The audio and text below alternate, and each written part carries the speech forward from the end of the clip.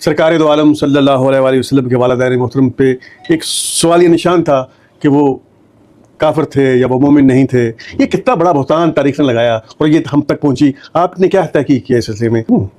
جن نفوس قدسیہ کے خون مطہرہ کے مرکب کا نام سید المرسلین ہو. ارے کیا کہنے، یہ جملہ پھر کہہ دیجیے گا.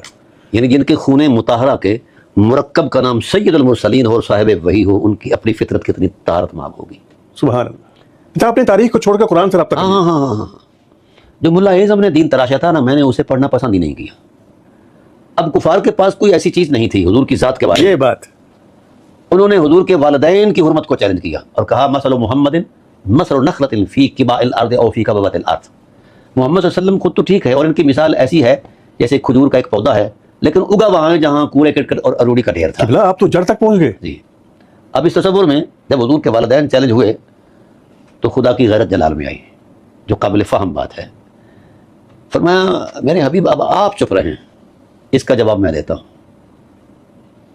پروردگار کیا جواب ہے؟ انہوں نے آپ کے والدین کے کردار کی حرمت پر انگلی اٹھائی ہے نا. فرمایا لقد جاءکم رسول من انفسکم عزیز علیہ ما عنتم حریص علیکم بالمؤمنین رؤوف الرحیم. میں خدا ہو کر گواہی دیتا ہوں، تیری ماں اور تیرا باپ نفاستوں اور لطافتوں کی اس معراج پر تھا جس سے آگے کوئی نہ لطیف ہے نہ کوئی نفیس ہے. یہ ان کے کردار پر ان کو کوڑا کٹ کر کہہ رہے ہیں. آپ جانتے ہیں ان اللہ اصطفیٰ آدم و نوحا وآل ابراہیم وآل عمران علی العالمین. آپ جانتے ہیں کہ وہ تو مصطفیٰؤں کے تسلسل میں آئے ہیں، اور آخر میں وہ مصطفیٰ جب مصطفیت معراج پر پہنچی تو پھر ان دو حقیقتوں سے آپ کو وجود ملا ہے.